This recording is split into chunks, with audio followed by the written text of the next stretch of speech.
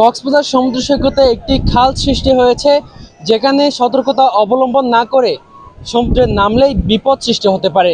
আমার সাথে এই মুহূর্তে একজন সিনিয়র লাইফগার্ড আছে, যার নাম জয়নাল আবেদিন ভুট্টো। আমি তার কাছ থেকে জেনে নিব এই যে খাল সৃষ্টি হয়েছে সেই খালটি কি, সেখানে নামলে কি ধরনের বিপদ আমাদের স্থানীয় দর্শনার্থী বা পর্যটকদের হতে পারে, সেটি আমরা জানার চেষ্টা করব। জয়নাল আবেদিন ভুট্টো, যদি একটু জানাতেন খালটা আসলে কি। এখানে তো পুরো এত বড় একটা সমুদ্র সৈকত, এখানে আবার খাল কিভাবে সৃষ্টি হয়? আচ্ছা, ধন্যবাদ টিটিএন কে।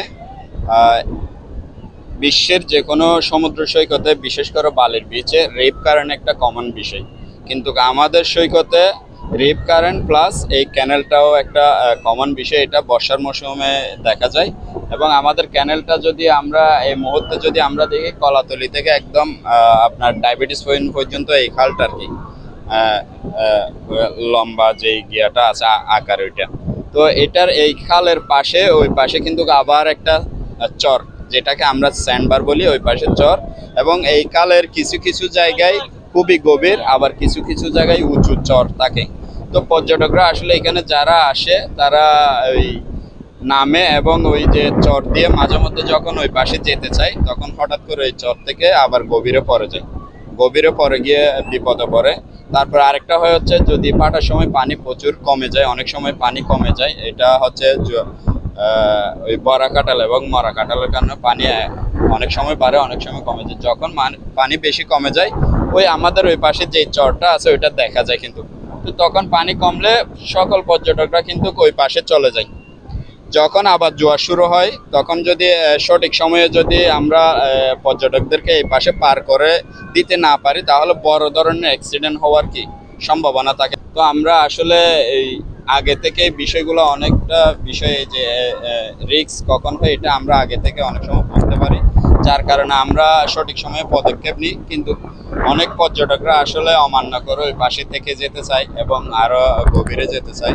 তো তাদের ক্ষেত্রে আমরা উদ্ধার করতে আমাদের হিমশিম খেতে হয়। অনেক সময় আমাদের এমনি তো জনবল সংকট, তাছাড়া ইকুইপমেন্ট সংকট, তো অনেক সময় হিমশিম খেতে হয়। তো পর্যটকদের অবশ্যই যারা কক্সবাজার আসবে তাদেরকে অনুরোধ করবো, অবশ্যই লাইফ গার্ডের নির্দেশনা যাতে মেনে তারা পানিতে নামে। এই ক্যানেলটা খুবই ভয়ঙ্কর এবং খুবই কিছু কিছু জায়গায় খুবই গভীর। আমরা ঈদের পর থেকে যে আমরা এখানে যেখানে দাঁড়িয়ে আছি, হোটেল প্রাসাদের সামনে, এই জায়গাতে সর্বোচ্চ রিস্ক যাচ্ছে হচ্ছে এই জায়গাটাতে। এবং আমরা এখানে ঈদের পর থেকে আমরা এখানে আলাদাভাবে আমরা লাইফ গার্ড রাখতেছি। এই জায়গাটাতে খুবই গভীর এবং এখানে স্রোতটাও বেশি, সব জায়গা থেকে টেনে নিয়ে এসে এদিকে এই গর্তটাতে ফেলতেছে। তো আমরা আসলে সবাইকে বলবো, এই সৈকতে আসলে অবশ্যই ক্যানেল এবং রিপ কারেন্ট দুইটা সম্পর্কে জানার জন্য, এবং আমরা সেফ অনুযায়ী আমরা তাদেরকে নির্দেশনা দিই। আর রিপ কারেন্টও একটা বিষয় আছে। রিপ কারেন্টটা কিন্তু এই ক্যানেলের চেয়ে অনেকটাই মানে আমি বলবো অনেকটাই ভালো। কারণ হচ্ছে রিপ কারেন্ট আপনাকে নির্দিষ্ট একটা এলাকা পর্যন্ত কি টানে। এই ক্যানেল থেকে সবচেয়ে যে জায়গাটা থেকে পানিগুলো বের হয় মেন সাগরে, ওইটা হচ্ছে রিপ কারেন্ট। ওইটা আপনাকে কিছু দূর পর্যন্ত, নির্দিষ্ট একটা এলাকা পর্যন্ত টানবে। রিপ কারেন্ট থেকে বের হওয়ার সহজ উপায় হচ্ছে, দুই পাশে আপনার ঢেউ থাকে এবং দুই পাশ থেকে যে কোনো এক সাইডে স্কিপ করে বের হয়ে যেতে হবে এবং ঢেউকে কাজে লাগিয়ে চলে আসতে হবে। কিন্তু অনেকে এটা না পারলে অনেক সময় রিপ কারেন্টের একটা নির্দিষ্ট এরিয়া আছে যেটাতে নিয়ে আপনাকে ছেড়ে দিবে। ওই সময় পর্যন্ত যদি আপনি রিল্যাক্সে থাকতে পারেন, কোনো প্রকার যদি এগেনস্টে সাঁতার না কাটেন, তাহলে আপনাকে অবশ্যই লাইফ গার্ডরা এখানে যারা আছে তারা অবশ্যই গিয়ে দ্রুত সময়ের মধ্যে উদ্ধার করে নিয়ে আসতে পারবে। ওই জায়গা পর্যন্ত একটু শান্ত থাকা লাগবে। এমন না যে আপনাকে রিপ কারেন্ট একদম সমুদ্রের মাঝখানে নিয়ে যাবে বা পানির নিচে ঢুকাই ফেলবে, এরকম না, নির্দিষ্ট এলাকা পর্যন্ত টানবে।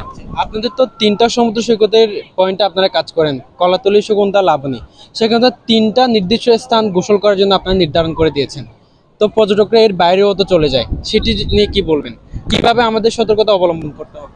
আচ্ছা, আমাদের বীজটা আসলে অনেক বড় এবং সব জায়গায় কিন্তু পর্যটক মৌসুমে সব জায়গায় কিন্তু পর্যটকরা নেমে যায়। তার মধ্যে আমরা তিনটা বিচের নির্দিষ্ট একটা এলাকাতে আমরা সার্ভিস দিয়ে থাকি। কলাতুলির একটা নির্দিষ্ট এলাকা এবং সুগন্ধার একটা নির্দিষ্ট এলাকা, এরপর লাবণীর একটা নির্দিষ্ট এলাকা সার্ভিস দিই। কিন্তু এর পাশেও অনেকগুলো বিচ আছে, যেমন সিগেলের সামনে প্রতিনিয়ত অ্যাক্সিডেন্ট হয়, শৈবাল পয়েন্ট এবং ডায়াবেটিস পয়েন্ট, তারপরে এদিকে আপনার ডিভাইনের সামনে অনেকগুলো অ্যাক্সিডেন্ট হয়। তো আমরা আসলে ওই সমস্ত জায়গা তো আমাদের ভলান্টিয়ার এবং আমরা গিয়ে মাইকিং করি এবং পেট্রোল করি, যাতে পর্যটকরা ওই স্থানে না নামে যেখানে লাইফ গার্ড সেবা আছে সেখানে নামার জন্য। কিন্তু প্রচুর পরিমাণের পর্যটক, এটা অনেকে শুনে না, যার কারণে অ্যাক্সিডেন্টগুলো সবচেয়ে বেশি হয়।